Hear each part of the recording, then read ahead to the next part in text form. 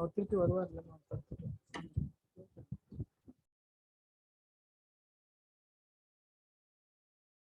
So very good afternoon to everyone.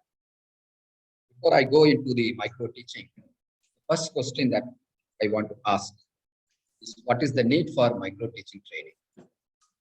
Let me share my experience. I started my career in Raja Muthiah Medical College as a tutor, along with my friend Dr. Manivan. Both of them joined July 1st in Raja Muthiah Medical College as a tutor in community medicine, and both were assigned to handle practical classes for MBBS. There were 100 students in a batch in those days, and the batch was divided into two batches, batch A and batch B. So I have to handle one batch, other Manivan has to handle the other batch. First topic that I was handling was the mosquitoes. So where I have to teach about how to identify the different types of mosquitoes, their life cycle, their bionomics, disease control measures, all of them. So I myself and Manivan went to the class. I started taking the class, but I did some amount of homework the day before of the practical class. I went there, the class.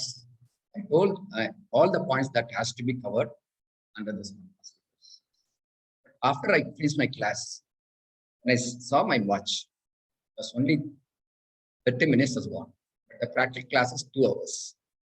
What I did is I asked the students to go through all the slides, draw the mosquitoes, and write down the key points that is given printed in the sheet. So and then after half an hour, I went to the shop.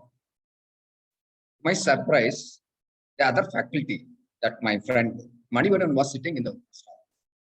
I asked him, "Oh, what happened to you?" He said, "Hey, I went to the class, was not able to utter a single word. I don't know what to do. And I took the attendance. I told them, all of you go through the slides and draw the diagram." Came back. So I think this is not my profession.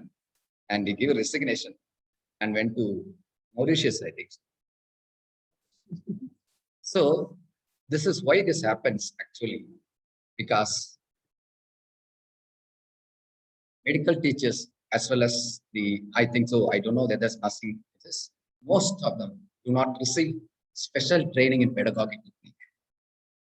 It is not considered necessary also for the recruitments. So we are recruited and suddenly we are asked to take class. We have not just such experience in how to handle the class also. So it took only 30 minutes, but I have covered entire points that I have to say. But if you ask the same topic to take today, I can take even 3 hours. The same topic, I can talk for 3 hours. So that is the experience I gained after 31 years, but merely by trial and error. So the ability of teach therefore largely depends upon self-training in medical fields, on nursing field also.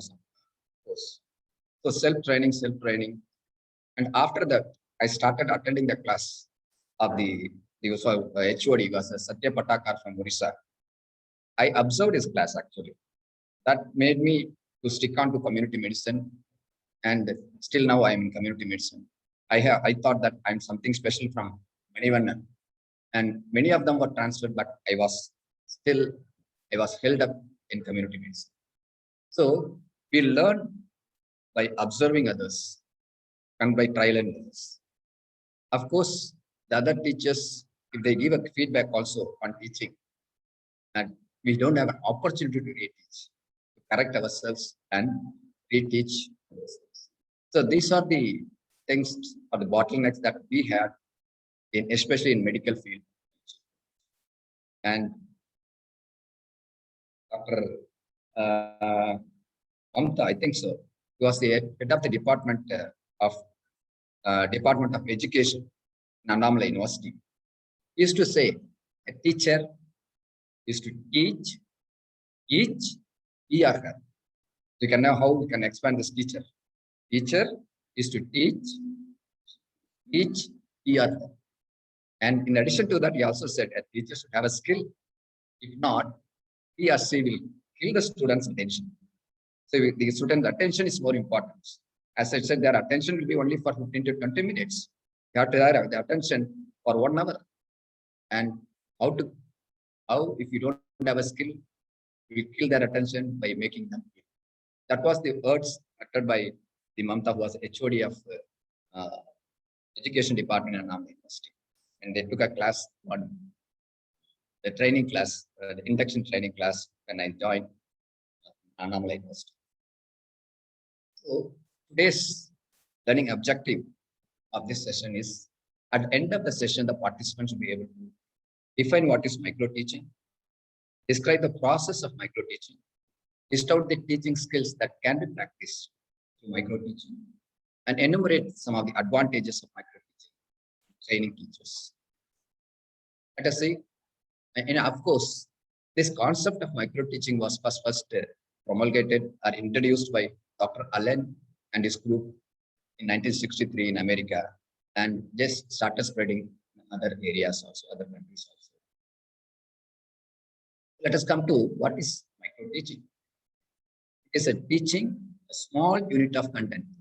A small unit of content here means, for example, if you take a topic of measles, under measles you can teach about the epidemiology, the clinical features, the diagnosis, of course, the management, in that the control measures, all those things. Take a small unit of, for example, measles vaccine. Take that small unit of content and then teach a small group of students, not more than 4 to 6 students. A small amount of time, that is 5 to 7 minutes. All are small unit of content, small group of students, small amount of time. And with 2 or 3 experts on the teaching learning skills. So it is a skill training technique, micro teaching. So this is a technique to train inexperienced teacher for acquiring teaching skill, and also the experienced teacher improve the skill of the experienced teachers. So I don't say that experienced teacher doesn't need to practice the skill training techniques, but they also know, because there is endless, we can improve upon the skill of teaching. This is a micro teaching cycle, has to be differentiated from mini teaching. There's a term called mini teaching. How it differs from micro teaching is, in micro teaching, we teach it to a small group, and there is a feedback, there's a replanning, reteach. All these are components of micro teaching. There is a mini teaching, these components are there. You teach a small content to a larger group, and you get the feedback, but there is no replan and reteaching in case of mini teaching. But micro teaching, the cycle is first is plan. Before you teach, the planning is most important. If you don't plan and you go to the classroom, your confidence will go. Planning is most important. What is the topic? What are the learning objectives? The learning objectives will derive to the content. And if you do a rehearsal, please do a rehearsal also before going to the class. That will give you confidence in teaching. So the confidence only helps the students to listen the class. If you want to have the control of our whole class, the planning is most important. So first is planning, the planning cycle. Next, teach them and teach, and then get the feedback from the experts. This feedback should be a constructive feedback, not judgmental. It should be a constructive feedback, and the feedback always start with the positive aspects and then tell the negative aspects. Always when you give a feedback, you will once you practice this, you'll be getting better. So the practicing of give feedback is start with the positive aspects and then tell the negative aspect where the faculty has to improve. Then next is replan. We have to plan based on the feedback given by the students or the experts. And then reteach. It can be reteach with the same set of students, or you can reteach to a different set of students also. then read feedback, again get the feedback. So this is a cycle. The entire cycle will be over by 30 minutes for one faculty. Let us see how the time distribution. So the micro lesson plan happens outside the class. So teach takes not more than 5 minutes, and feedback session 5 minutes, and replan 10 minutes. So you have to replan whatever the feedback given by the experts. Take 10 minutes, and then teach to another group. It is better to teach to another group, not the same group, because they can identify some more skill that you lack all those things. Okay, 5 minutes, and then re-feedback another 5 minutes. The whole micro teaching cycle procedures completes in 20 minutes. So coming with the characteristics of micro teaching, the duration of teaching, number of students are less. Both duration, the number of students are less. Content is divided into smaller units, which makes the teacher easier to teach. Only once teaching skill is considered at a time. It is better to you can consider one or two also, but it is better to consider one teaching skill at a time that we can practice, and based on this the feedback we can correct the skill. There is a provision of immediate feedback in micro teaching. In micro teaching cycle, there is a facility for replanning, reteaching, and re-evaluation, which is not there in mini teaching. So the micro teaching puts the teacher under a microscope. All faults of teacher are observed, and constructive feedback is given. In fact, in 2013-14, I have trained the new assistant professors who are recruited in SRM. Around 60 of them trained on micro. After that, I don't know why we have stopped. I have trained 60 of them. Let us come to what are the skills that normally practiced under the order of manner of micro teaching. Number one is introduction, set induction. Number two, learning objectives. 3, planning the body of lecture. 4, voice modulation. 5, body language. 6, eye contact. 7, interaction and learners participation. 8, time management. 9, use of audio visual aids. And so all this will happen when you plan lecture. So planning is most important.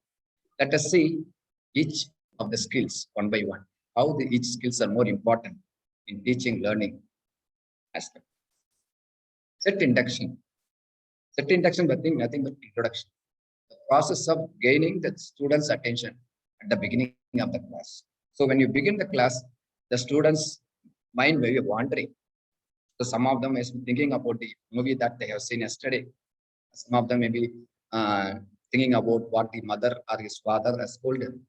Some of them about the sports they have watched. So each student's mind will be wandering, and gaining the attention of those students is by way of set induction or the introduction that we give. So the set induction motivates learners and get them interested in the lesson. And the set induction is nothing but to suggest an approach to lesson, what is going to happen. So before you go into the subject, you have to tell them what the class is all about, what is going to happen in next 1 hour or 45 minutes of the class. So in other the advantages of the set induction is to give a meaning to a new concept or principle, such as giving exam. If you want to teach a new concept, a new principles, always start with an exam, an introduction about what is your experience. And the other most important aspect, how to attract the students' attention, is explaining the potential benefit of the learners. How the class going to be benefit. I used to put in many of my classes the topic that I have to take. These are the questions, the essay questions, the short notes that may be asked in the university examination. Maybe one essay or two essay questions on the same topic, all the short notes I will list out. So by knowing that, the students will know, okay, this topic is more important. So this topic often asked. These are the questions often asked in the university exam. So explaining the potential benefit to the learners is also most important. apart from the introduction of the class. So set induction is most important to gain the people's attention. So one has to practice set induction, and set induction should be an interesting one. Maybe your experience or anything, any examples of those things. So having said that, set induction more important. Specific learning objectives. The most important thing is describing what the learners will be able to do upon completion of the educational activity. At the end of your session or end of your class, your lecture, what the students take home message. A well-written objectives outlines the knowledge, the skill, or the attitude the learner will gain from the educational activity, and so on, in a measurable way. So always the specific learning objectives should be in a measurable way. There's a term we all use SMART, SMART. It should be specific, measurable, attainable, and relevant and time. So a well-written objectives. Why I'm saying this well-written objective is more important. Well-written objective will drive you to the content. Will drive you to the content. Most of the teachers, what they do is just when the topic is, they browse some of the Googles, collect all those the materials, and they paste everything, and then they take class. So before that, the specific learning objective is most important. What you want to convey to the students. In that specific learning objectives, you have to include the must-know aspect, because must-know aspect covers 70%, and desirable to know and made. So you have to cover the must-know aspect in specific learning objective, any topic that you take. So because the specific learning objective, writing a specific learning objective also a skill. So why I need to write a learning objective? Because selecting the content. This learning objective take to selecting. So first thing, when you plan a lecture, please write down the specific learning objectives. After writing the specific learning objective, select the content. What are the slides that I have to? Writing from, it's been a sequence. What are the slides? And based on this, the second is, it will drive to the instructional strategy. What is the method that I going to deliver? It is by a lecture method or a practical methods or a demonstration, and whatever methods, only the specific learning objectives will say. The third is it links to evaluations. How we are going to assess. So the specific learning objectives helps you to select the content, to select the instructional strategy, and also the evaluation strategy. So that's why we insist. Even many of the faculty now, in even medical college I have seen, they don't write the specific learning objectives, because this is the heart of any lecture. You cannot cover, for example, I said no measles. You cannot cover the entire measles in 40 minutes. In that case, you have to write down specific learning objectives. What the students should learn, the take-home message. You cannot teach. If you want to teach, you can speak with the measles for 3 hours, 4 hours. But for this 45 minutes, what is the specific learning? That is more important. So writing a specific learning objectives, you can use this ABCD, A plus B plus C plus D. The A stands for audience, B stands for behavior, C stands for condition, D for degree. So I have given an example here. At the end of the session, phase 2 students must be able to identify the etiology of meningitis correctly from a given set of CSF parameters. So here, the most important aspect is the behavior. So each specific learning objective should have only one behavior. There is a Bloom taxonomy. When you can go and refer the Bloom taxonomy, it has several verbs that you can use to arrive at specific learning objectives on cognitive, affective, and psychomotor. In all the domains, they have specific verbs that we can use. So here, the audience is second phase students, the behavior is identified, and the condition is given set of series of parameter, the degree is correct. So you start writing the specific learning objectives. You cannot perfect in 1 or 2 days. It takes time. So once you start writing, the practice makes man perfect. So it needs several practice to make a good specific learning objective. So after making the specific learning objectives, lesson one, organize the material logical sequence and use relevant content. So the sequence, what are the sequence that you speak is more important. So it has to be linked with the first slide to second slide to third slide, third to fourth. So the lesson plan is the instruction or roadmap of what students need to learn and how it will be done effectively during class studies. So the body of lecture is most important. So we have seen this set induction, then the specific learning objectives, third body of lecture. Coming to the voice modulation. So the voice modulation is more important. If it is monotony, the students will start sleeping. Use variation in speak monotony. Break the monotony. Change the space of presenting by shifting emphasis. So this phase, you have to give the emphasis is when to give pause. It's more important. When you start speaking some of the important things that you want to convey, you give a pause. Also, the duration of pause is more important, how much you give. So it makes you an effective and confident teacher. Voice modulation. Practice voice modulation, the confidence level will increase.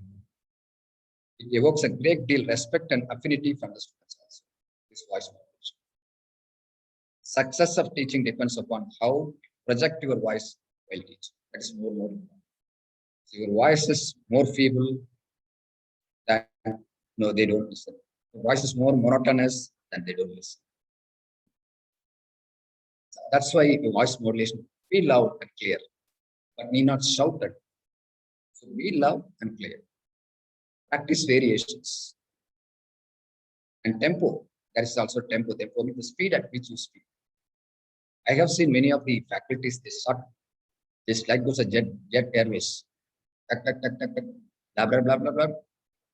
This problem of speed is more important because there are slow learners. The slow learners cannot follow. Because I have experienced this when I was an undergraduate. When I don't have a textbook to buy Robbins textbook, which is more costly. So I have to depend upon the notes. I started taking notes. Some of these teachers are very normal way. That is this tempo is normal. Some of them are very fast, which I cannot follow. And I start taking notes. There are here and there that I leave some of the wordings. And I have to fill up these wordings by asking the notes from my colleague. Still, I remember Paul Kumar and Franklin Rajkumar, where I get the notes and complete my notes. Because I didn't buy a book and I finished my pathology and I passed in the first attempt pathology with the notes itself. The tempo is more important because the speed at which you speak should not be more. Next is stress upon powerful words. If you want to convey something, for example, oral regurgitation salt. The oral regurgitation salt should be mixed in, you just give a glass, 1 liter of water. If we want to stress this, that should be a glass. So when we want to stress something, they will remember this 1 liter of water. So create a crowd pleasing speech. That's more important. Because if your voice is very feeble, it is not pleasing, that they don't listen. And as I said, effective pause. When you pause, how long to pause? That is more important. And avoid. So I have seen many of them. They use the word in between the words. And I have as a students, I have assessed many of the faculty. Especially, I don't want to name of the pharmacology faculty. When I was undergrad student, we used to count it how many the teacher says. We would have counted it 260 times. Yes, it and but the teacher doesn't know that she is repeating the and some of them repeatedly say therefore. So these all things you have to avoid all those things. The next is body language. A positive body language in the class setting his ability to motivate, inspire, and engage. And most leadership positions encourage body language that express power and confidence. The posture and gesture that speaks more. Nodding your head, smiling, frowning, and you can the facial expressions, all those things speaks a lot. So keeping palm down, head straight, forward, and speaking with control, all those matters. It's silence and non-verbal cues. These are body language and non-verbal cues. And number other aspect is most of them they stand in one place. Just they stand before the podium from the beginning of the class to the end of the class. That will not that will happen to that will induce the sleep of the students because they constantly gaze at you and they don't move the eyes, then they what will the attention will go away. To start moving around the class, that is also one of the body language. Move around the class when you teach. Don't stand uh, in a same place. Only will count the another I can do. Another eye, how many of them do know another eye? He attract the people by his speech. But if you stand in a place, you should have other advantages. But it is better to go around the class while you teach. Next is eye contact. So many of them they don't do the eye contact. They put a PowerPoint, and they start presenting, they start reading what is there in the PowerPoint. So the eye contact is only to the PowerPoint and not to the students. Eye contact with the students is more important. You have to have eye contact with each and every student. Eye contact plays a very significant role in maintaining discipline. So if you have eye contact, each and every student see that they see that I am watching, and they don't talk in the class also. So when I was in Chettinad, my son was studying in Crescent Engineering College. He used to say, sir, sorry, his friends used to say, sir, your father is very strict. And anyone starts speaking at the corner of the class, you identify. Because I can identify, because I used to see eye contact with each and every student in the class. That is more important, because if you have the eye contact with each and every student, then it will make them disciplined. And they also get the confidence that you are speaking to the students. And it evokes also the interest in communication. And they think that each students feel that the teacher is communicating with them. So that is more important, eye contact. If you don't have eye contact, then your teaching will not be effective. A teacher can ensure that the students are listening and paying attention. So some teachers still focus on the PowerPoint, not on the students. So if you want to ensure that either the students are listening and paying attention to your class, that will tell you by their facial expression. You can see whether the students are listening, whether they have understood, whether they have not understood all these things. When you teach something, if they understood, they will nod their heads. You can see them. So by nodding their heads, then you can understand that they are with you taking the class. So the eye contact is more important in a class. The next one is, of course, the interaction and learners' participation. The class should be interactive. Students' involvement in the content of the lectures. So when you have prepared a PowerPoint for 40 minutes, and each PowerPoint you teach, the students will be involved. So in this class, you start asking as much questions. My class will be, I'll be asking questions throughout my class. Be question. You start questioning, allow questions from students also. You ask questions to the students, and that will help you and interactive. And whenever the students answer, reward the people's efforts. Yes, well done. If you say well done to the students, the person who has answered very well, that is a reward for him, and it's motivate him. And for the next class, he comes prepared also, because he want to answer whatever the question that I asked. So that evoke interest in the students, because when other students watching, if you appreciate a student who has said correct answer, then it motivates him to learn more and come prepared for the class also. So that is the thing, how you have to ask questions to the students.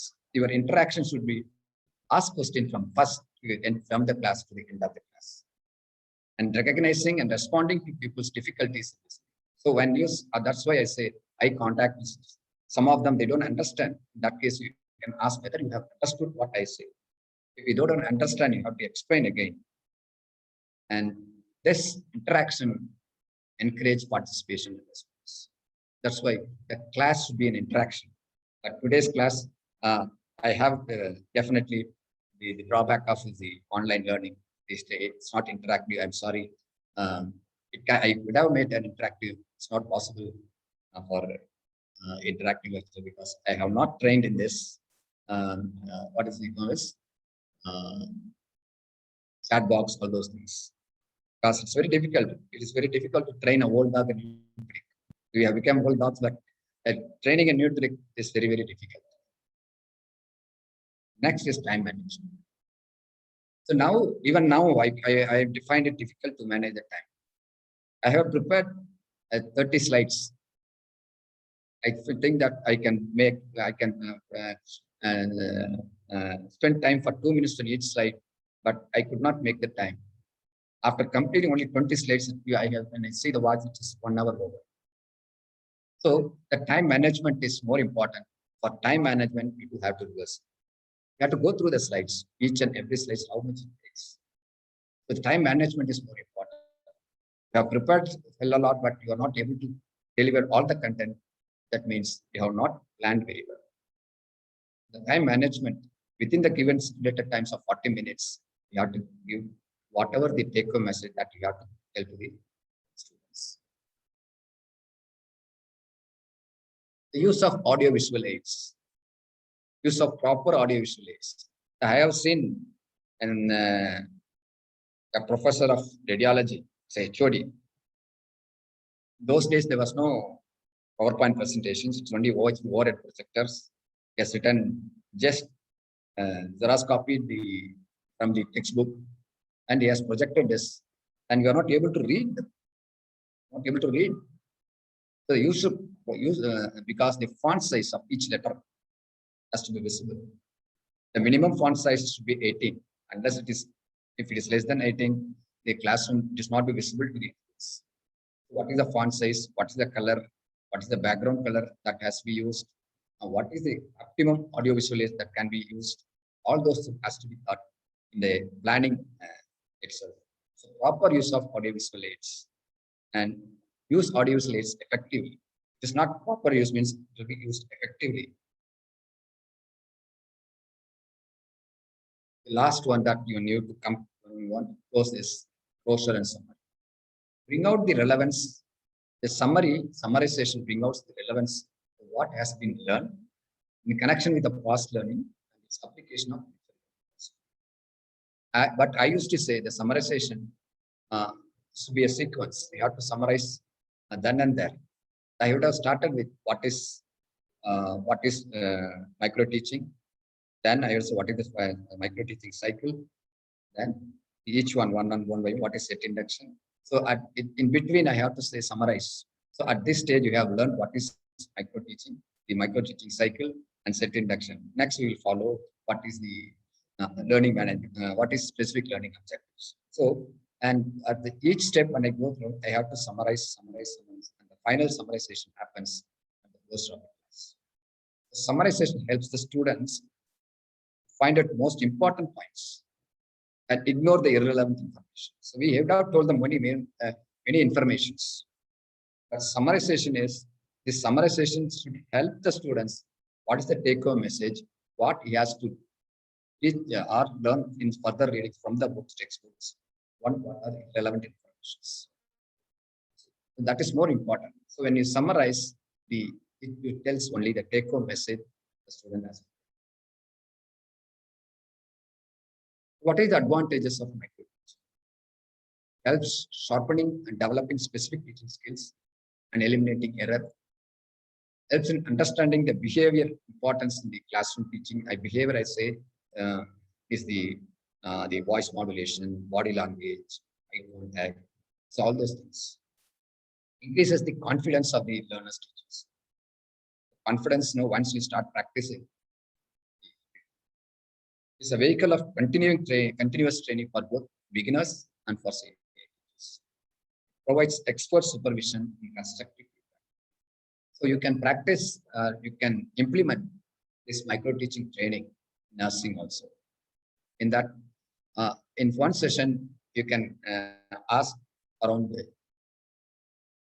8, not more than 8 faculty to prepare a micro teaching and present in front of. You can have PG student, not an undergraduate. You can have some of the PG students and 3 experts in that, assess them, and then give a constructive feedback. This will help them to improve on the skills. If you start practicing this, when they come out, or the freshers, they will acquire all the skills that I have said. There are 10 skills that one has to practice, right from the introduction of set induction, writing about specific learning objective, crafting a body of lecture, then voice modulation, eye contact, then your body language, then interaction, then comes your posture. So all those things, and then the proper use of audio visual. So that you will get. Practice means the perfect. Practice, then you will excel in teaching. So it has also some of the disadvantages, because micro teaching produces homogenized standard robotic with set smiles and procedures. The observers or the reviewers or the experts, they don't want to harm you words. Some of them they say yes, okay, what you teach. So it is a standard robotic set of smiles and procedures, and how far it improves is also a question, unless you get the right feedback from the expert. And second is, it happens in unnatural surroundings, and you acquire skill not to be internationalized. That skill that you acquire through micro teaching, it is very difficult to internationalize, because in the classroom setting is definitely different. There'll be 100 students sitting in front of you. So some may not listen, some may talking. All those things. The natural setting is different, because it is difficult to control 100 students. But here, there are disciplined students teaching in terms of disciplined students. This is an unnatural setting. That is one of the drawback of micro teaching.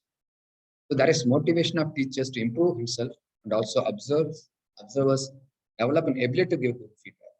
So if you give an observer for the micro teaching, you develop an ability to how to give a feedback. As I said, start with the positive feedback and then give the negative. So repeated experiments have shown that over a period of time, micro teaching produces remarkable improvement in teaching skills. In conclusion, strengthen your approach to teaching, identify your personal strength areas for improvement, enhance your understanding for a variety of effective teaching styles, improve your ability to provide and receive effective feedback. Remember, even a best teacher can learn a great deal from his or her students. Thank you. Any questions?